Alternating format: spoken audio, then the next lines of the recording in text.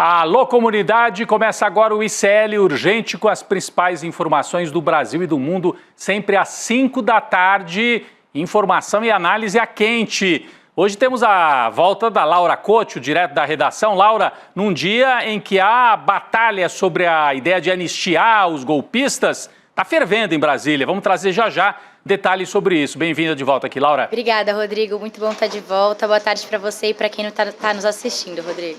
Muito bem, muito bem. Eu vou direto, Laura. Hoje nós vamos mostrar imagens da entrevista coletiva que terminou 5 minutos atrás. Olha aí, o Lindbergh Farias, líder do PT na Câmara, convocou essa entrevista coletiva para refutar a ideia da anistia e para falar sobre a proposta bolsonarista de fazer obstrução na Câmara. Os bolsonaristas dizem, vão obstruir tudo enquanto não for colocado em pauta o projeto da anistia. O Lindbergh falou agora há pouco, está aí, né, para os meios de comunicação de todo o Brasil, que essa pauta da obstrução, se os bolsonaristas insistirem nisso, vai jogar contra eles, porque vai parar de analisar tudo que interessa para o povo para tratar de um assunto que interessa só ao Bolsonaro e a meia dúzia de golpistas lá do 8 de janeiro.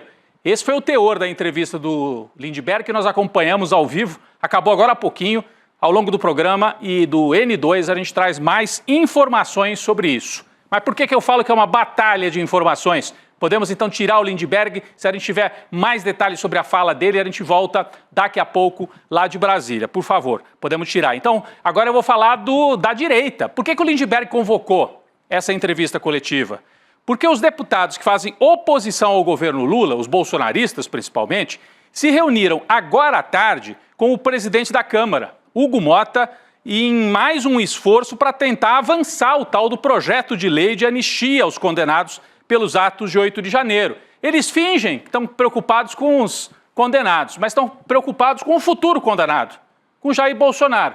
Está aqui a manchete do G1. Deputados da oposição se reúnem com Motta para tentar pautar o PL da anistia. PL é projeto de lei, mas podia ser PL, Partido Liberal, que é o partido do Bolsonaro. Quem está encampando essa ideia é o Sóstenes Cavalcante, que está aqui nessa fotografia, é o deputado que está coordenando esse esforço pelo lado dos bolsonaristas. Vamos para a nossa redação, Laura, como é que o governo Lula, né, e as forças ali que se organizam em torno do governo estão vendo esta ofensiva da extrema-direita bolsonarista pela anistia na Câmara, Laura? Rodrigo, o governo avalia que o projeto de lei da anistia vai ter a urgência da votação aprovada na Câmara e que hoje teria a maioria simples para ser aprovado.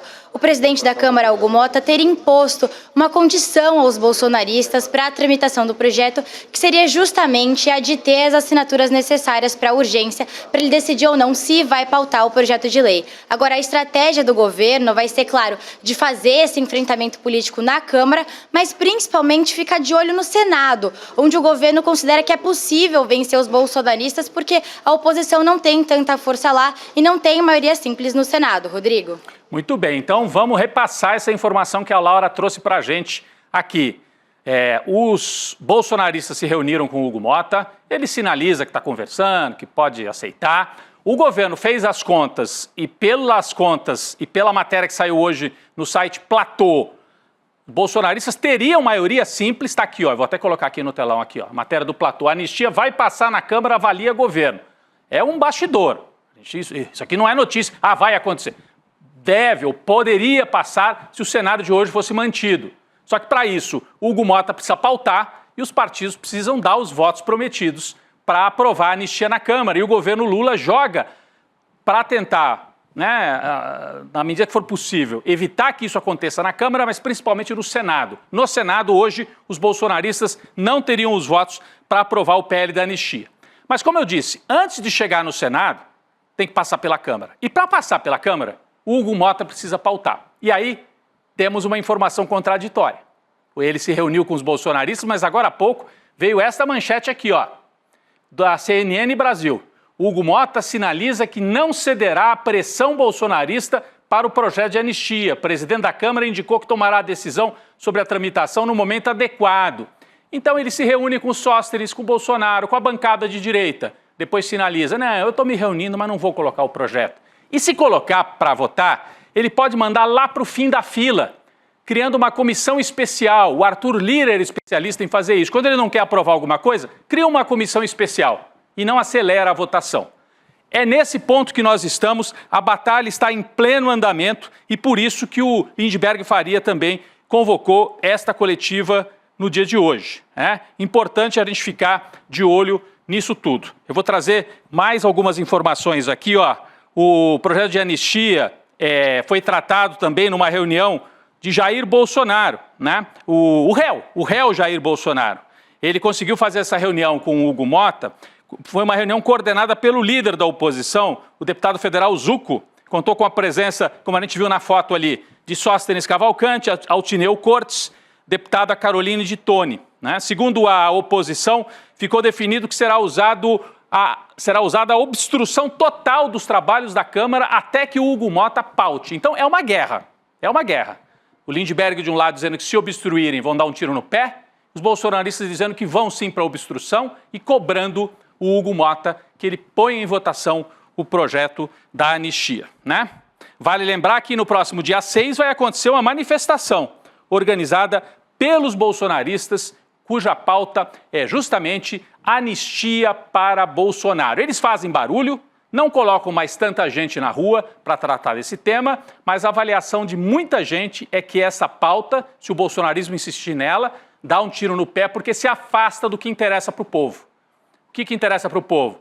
Preço de alimento, emprego, segurança pública. Quando o Bolsonaro sinaliza com a bancada dele que quer parar o país enquanto não tiver o projeto de anistia, é uma sinalização ruim, né? E pode trazer dificuldades políticas com o eleitorado que não é nem lulista, nem bolsonarista. Ao longo do Série Notícias, segunda edição, nós vamos trazer mais detalhes sobre esta batalha da anistia, que hoje é a principal batalha travada na política brasileira, lá em Brasília. Bom, vamos falar agora sobre o tarifaço proposto por Donald Trump.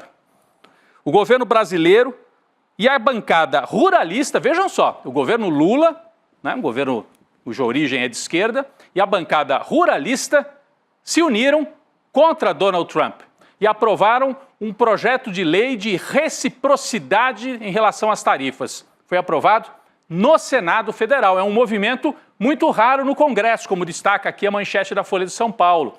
Os ruralistas estarem juntos com a esquerda para aprovar alguma coisa. Aqui é uma reação às ameaças dos Estados Unidos que podem afetar o bolso, né? Principalmente dos empresários brasileiros, mas também gerar problemas de desemprego em vários setores que seriam taxados. Né? O Senado aprovou por unanimidade o projeto de lei que permite ao Brasil responder com sanções comerciais qualquer país que não mantenha uma relação de isonomia econômica. Agora o texto seguirá para a Câmara. A Laura tem mais informações sobre esse importante movimento ocorrido hoje lá no Senado Federal. Laura, é com você. Rodrigo, esse projeto de lei da reciprocidade, que é de autoria da senadora Tereza Cristina, do Progressistas do Mato Grosso do Sul, foi aprovado por 16-0, como você falou, na Comissão de Assuntos Econômicos do Senado. Em resumo, o projeto permite ao Brasil adotar contramedidas comerciais e diplomáticas proporcionais quando países ou blocos econômicos impuserem barreiras injustificadas aos produtos brasileiros. Esse projeto de lei ainda permite ao Brasil suspender concessões comerciais e de investimentos, garantindo uma flexibilidade na defesa aí de interesses nacionais. Como você falou, agora o texto vai diretamente para a Câmara para ser votado em caráter de urgência, com expectativa de aprovação ainda amanhã, Rodrigo. Muito bem, então o Senado, tá vendo? Quando tem entendimento, aprova-se muito rápido. Né? Eles se entenderam, urgência, aprovou já no Senado, num dia aprovou. Agora vai para a Câmara. Provavelmente vai ter um entendimento também e vai ser aprovado esse projeto de lei que dá as ferramentas para que o governo brasileiro reaja ao tarifaço do Donald Trump. E por que isso é tão importante e aconteceu hoje? Porque estamos na véspera do chamado Dia da Libertação, prometido pelo Donald Trump. O dia 2 de abril é o dia em que o presidente dos Estados Unidos vai colocar para funcionar um conjunto de taxas que, segundo ele, vão libertar os Estados Unidos dos produtos estrangeiros. Está aqui no nosso telão, Dia da Libertação, o que esperar das tarifas prometidas por Trump. É bom sempre usar entre aspas mesmo, porque é libertação coisa nenhuma. É o dia do isolamento. A gente podia chamar de dia do isolamento econômico, dia da morte do discurso neoliberal. Que vocês se lembram que durante 30 anos aqui no Brasil, a elite econômica, muitos jornalistas que compram esta agenda neoliberal diziam assim, o Brasil tem que se abrir, tarifa é uma coisa velha, para que proteger a economia nacional? Isso é coisa do século XIX ou da metade do século XX. A modernidade é abrir o Brasil para que os estrangeiros entrem aqui, comprem tudo e vendam tudo. Só que o Donald Trump enterrou esse discurso. Enterrou. Os países que conseguiram se desenvolver ao longo do século XX foram países que protegeram a sua indústria, é verdade. A China, a Coreia do Sul, e olha, uma comunista, outra capitalista. O próprio Brasil, no período do Getúlio Vargas, protegeu a sua indústria, né? A Argentina, com Perón, havia projeto nacional. Tudo isso foi colocado em xeque com o neoliberalismo ali no fim do século XX. Aqui no Brasil foi o período do Collor, o período do Fernando Henrique, privatiza tudo, abre tudo. Acabou. Acabou. Agora o Donald Trump vem com essa de dia da libertação, né? E esta decisão do parlamento brasileiro de reagir ao tarifaço é muito importante e acontece na véspera desse dia. O que vai acontecer, afinal, no dia 2 de abril, também conhecido como amanhã? Vamos para a redação mais uma vez? Porque a Laura Cocho traz mais informações para a gente. O que o Trump planeja fazer na prática e como é que isso pode afetar a economia brasileira, Laura? Pois é, Rodrigo, os detalhes exatos de todas essas taxas vai ser divulgado amanhã, aí nesse dia da libertação, como você comentou, mas a gente separou aqui algumas tarifas que já foram previamente anunciadas pelo presidente Donald Trump nessas últimas semanas. Então, a tarifa de 25% sobre qualquer país que importe petróleo ou gás da Venezuela, uma tarifa adicional de 20% à China, uma tarifa de 25% também de importação de aço e alumínio, que aí já está em vigor desde o dia 12 de março, e uma tarifa de 25% sobre algumas importações vindas do México e do Canadá, que não se enquadrem no acordo comercial que já existe entre esses três países. Ainda tem uma tarifa sobre medicamentos farmacêuticos importados, que ainda não foi determinada, Rodrigo. Muito bem, importante, a Laura trouxe aí os detalhes para a gente, deve afetar a produção de aço brasileira, a produção do etanol no Brasil, setor de autopeças, seriam os mais atingidos. São setores que empregam muita gente, são setores em que o etanol menos, mas o aço e autopeças ainda empregam bastante. São setores onde o Brasil ainda tem uma indústria, o Brasil se desindustrializou, né, Laura, ao longo das últimas décadas, mas ainda mantém uma indústria de aço, uma indústria de carro, uma indústria de autopeças, e tudo isso está em xeque por esse tarifaço pretendido pelo Donald Trump. Vamos voltar para a política brasileira. Vamos voltar para a política brasileira. É curioso, né? Porque tem lideranças políticas do Brasil que botam o bonezinho Make America Great Again. O Tarcísio, o Caiado, o próprio Bolsonaro apoiam o tarifaço do Trump. E esquecem que com isso vão tirar emprego dos brasileiros, tirar lucro dos empresários brasileiros, né? Que gente que é essa? Não defendem o interesse nacional, defendem o projeto de parceria com a extrema-direita lá dos Estados Unidos. Um desses personagens que eu acabei de citar aqui, o governador de Goiás, Ronaldo Caiado, filiado à União Brasil, está queimando a largada, né? Ele decidiu antecipar a ida dele a Salvador, na Bahia, ele que é governador de Goiás, para ter mais tempo de conversar com empresários e políticos em busca de apoio para a eleição de 2026. Ele é o primeiro nome da direita que está se lançando. É comigo. Caiado está saindo na frente. Já que está embaralhado o jogo, ele se lançou. A previsão é de que ele embarque hoje, 2 dias antes do evento de lançamento da sua pré-candidatura à presidência da República. Esse evento está marcado para sexta-feira. E por que acontece na Bahia?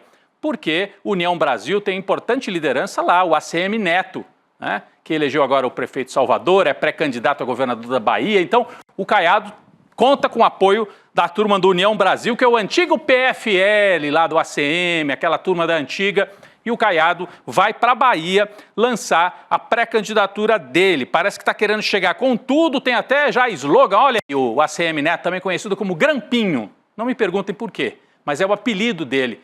É ex-prefeito da Bahia, neto de ACM e liderança política importante da direita Laura, parece que o Ronaldo Caiado já tem até slogan, né, para essa candidatura, um pouco antecipada demais, né, um pouco apressada demais, mas ele quer ocupar o espaço no cenário político. Pois é, parece que ele quer chegar chegando aí nessa campanha presidencial. O slogan dele para se firmar candidato à presidência da direita aí em 2026 é coragem para endireitar o Brasil, Rodrigo. A imagem que o governador de Goiás quer passar e vender aí é de um governante rigoroso com a segurança pública, de acordo com ele. Os convidados para a pré-candidatura à presidente da República, marcado aí para sexta-feira, como você mencionou, está o prefeito de Salvador, Bruno Reis, e o ex-prefeito ACM Neto, mas os ministros do União Brasil, Celso Sabino e Juscelino Filho, não devem dar as caras no evento, Rodrigo. Pois é, União Brasil, o Caiado é filiado ao partido, o ACM Neto é a principal liderança nacional, talvez, do União Brasil. Eles querem fazer uma candidatura de oposição em 2026, mas o União Brasil também está no governo, tem ministérios. E aí os ministros, para não desagradar o Lula, não vão ao evento em Salvador. Vamos falar de um outro nome. Olha como está antecipada a coisa, né, gente? Falta 1 ano e meio para a campanha, mas a direita, principalmente, já começou a disputa. Vamos falar de um outro nome, Tarcísio de Freitas. Sabe quem é que falou sobre ele?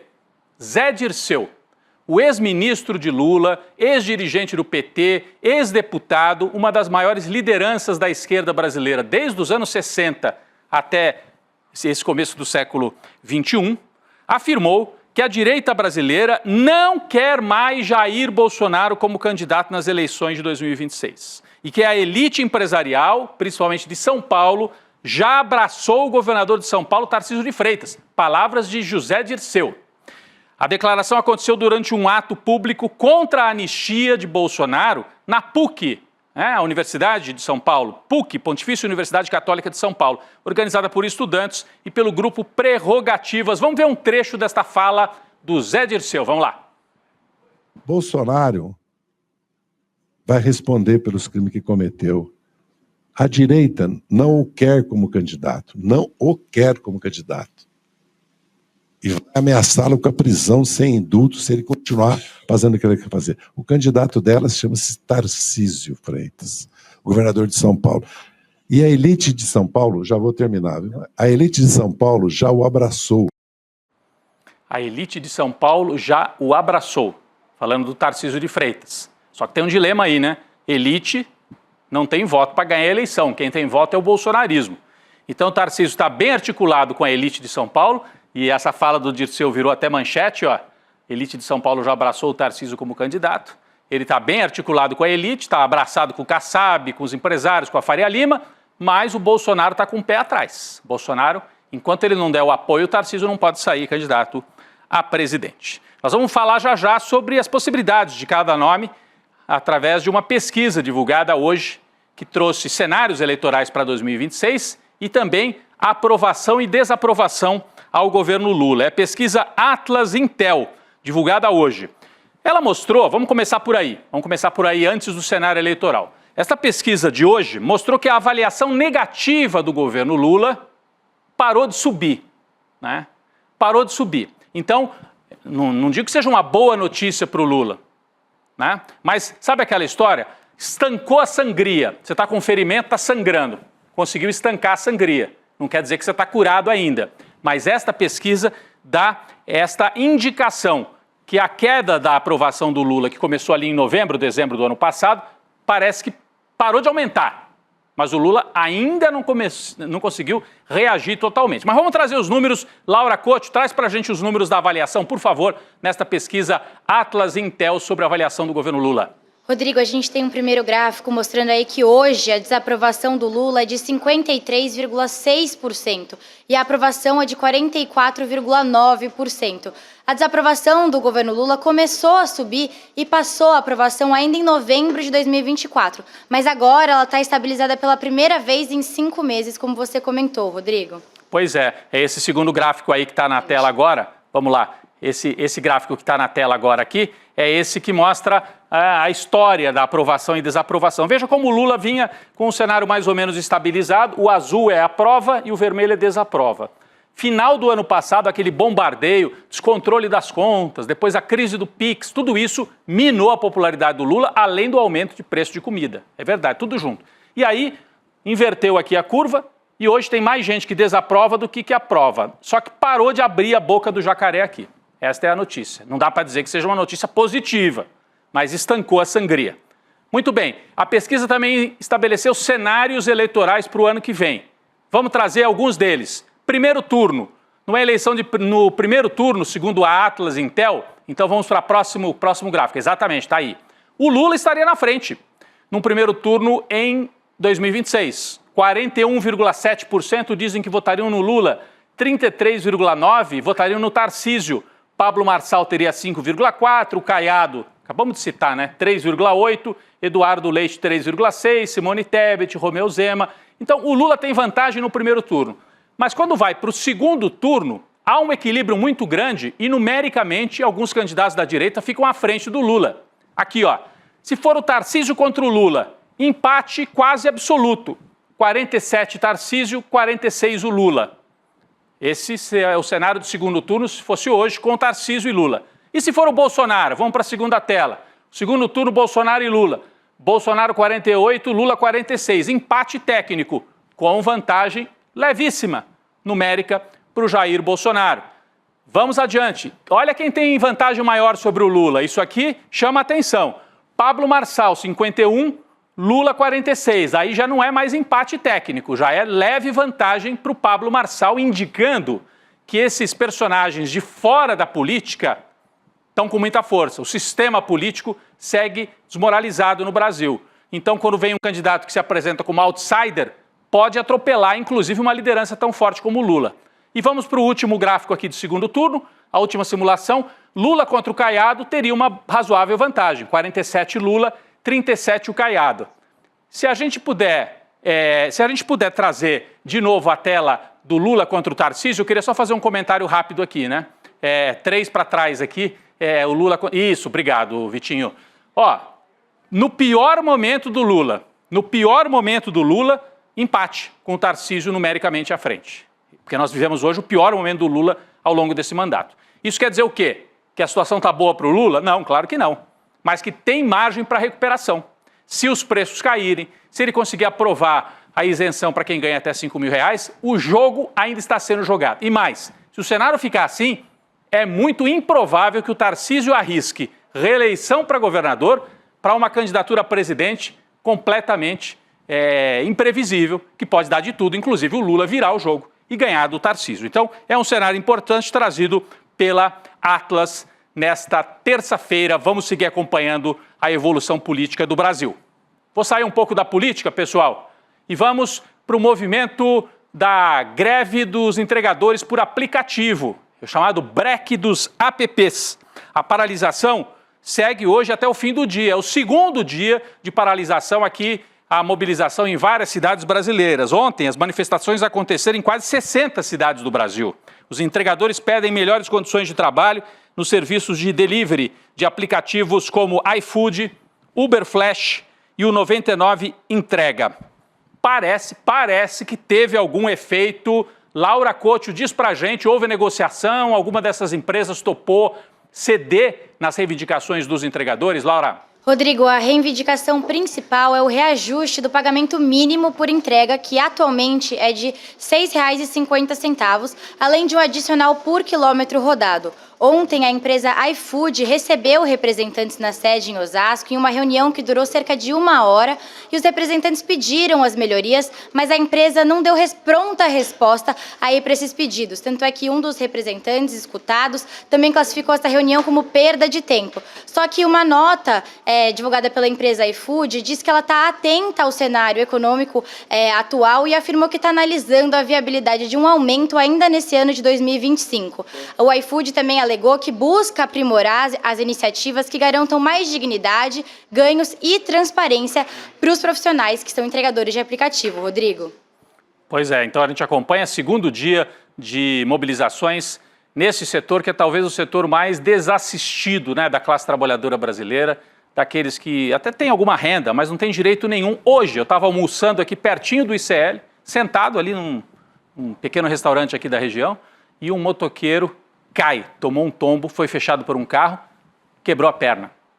E aí eu fiquei pensando naquela hora ali, né, no dia que está havendo a paralisação, qual é a garantia que esse cara tem?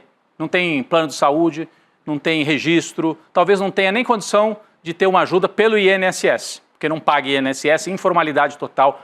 Precisa ser feito alguma coisa. No começo do governo Lula, houve a proposta de algum tipo de regulação e muitos dos próprios entregadores disseram que não queriam. Mas quem sabe? Precisa se conversar mais. É uma parte da sociedade brasileira que foi muito bombardeada por esse discurso de que o governo atrapalha, que é cada um por si. Quando, na verdade, sem governo é selvageria. No Brasil já teve uma fase que não tinha governo para nada. A República Velha mandavam os fazendeiros e no resto era só o chicote no lombo do povo. E isso hoje acontece com essa maioria de brasileiros que vive das entregas e tem um papel fundamental. Quem é que nunca pediu, né? Uma entrega de comida, etc., usando este serviço. Vamos seguir acompanhando. É muito importante, o ICL tem solidariedade total com esta turma que precisa, né, de algum tipo de regulação. Um diálogo, mas precisa de algum tipo de regulação. Vamos voltar a falar de um caso que chamou muita atenção ontem, mas atenção! Saiu uma notícia nova agorinha.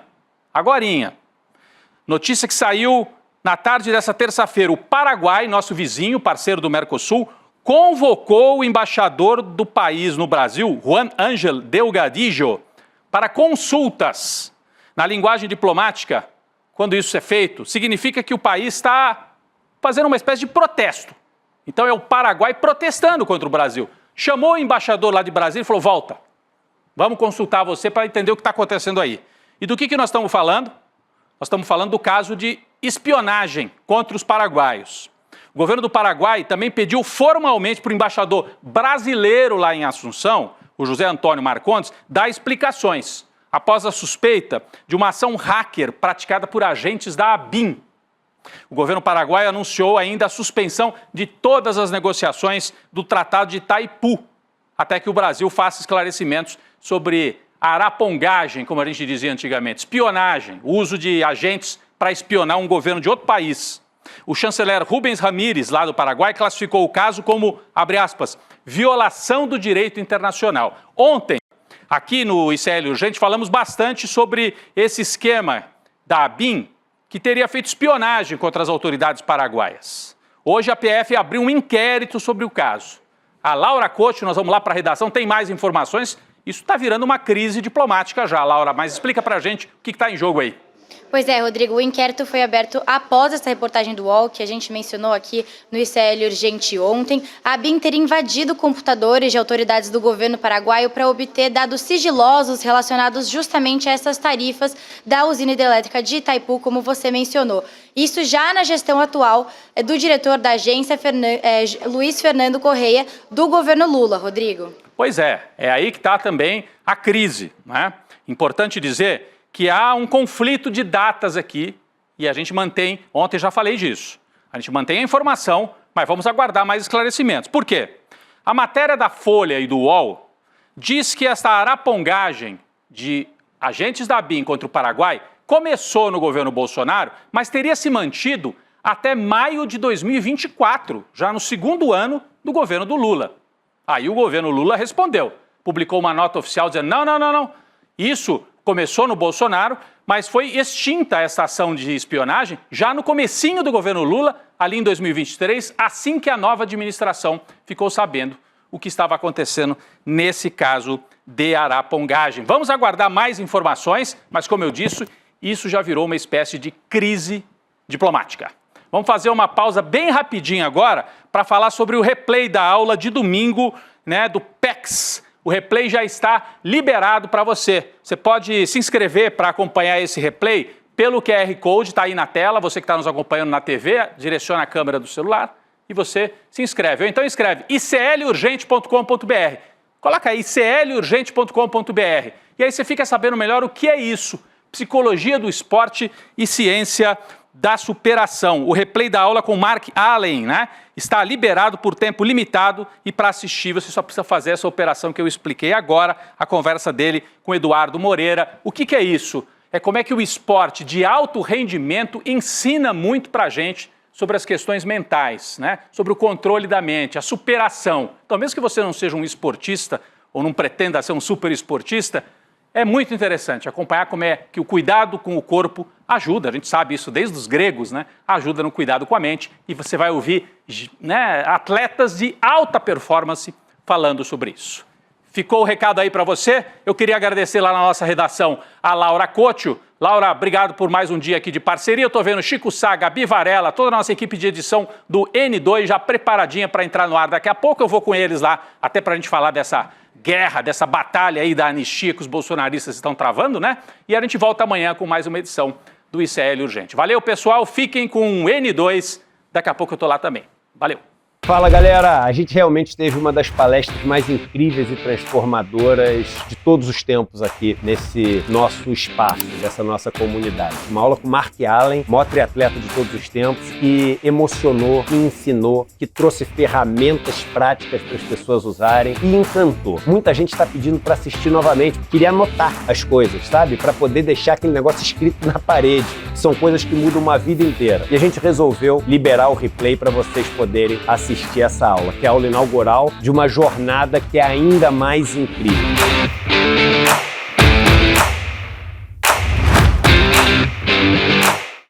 Foi preciso esperar 6 anos. Mas a pergunta, quem mandou matar Marielle Franco, tem agora uma resposta. Durante 6 anos, o trabalho da imprensa foi fundamental, não só para buscar informações que foram trazidas a público, mas também para cobrar as autoridades, para que as investigações andassem. Era um campo minado, né? Que a polícia ali estava comprometida. Por que ele vira a chave e faz a delação? Você não precisa ser nenhum detetive para perceber que era uma investigação completamente cheia de buracos, lacunas, ações estranhas dos policiais. Existe um papel fundamental da imprensa para mostrar que essa investigação, que esse inquérito estava contaminado. Eu acho que não havia essa expectativa dos mandantes de que a Marielle, por exemplo, se tornasse um símbolo internacional da luta pelos direitos humanos. The world wants to know who ordered the murder of Marielle Franco. Veja a importância da resiliência dos colegas que nunca abandonaram esse caso. A Polícia Federal diz ter concluído as investigações de um crime que há 6 anos aguarda a resposta. Quem ordenou a morte da vereadora Marielle Franco e do motorista Anderson Gomes e por quê?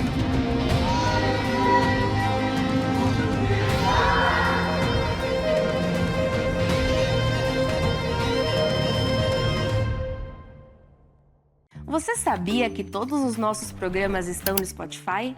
A notícia não pode parar e agora você pode acompanhar todos os nossos programas onde e quando quiser. Siga nossos canais no Spotify e tenha acesso ao Chico Pinheiro Entrevista, Desperta ICL, Rolê e muito mais. ICL no Spotify. Informação que te acompanha.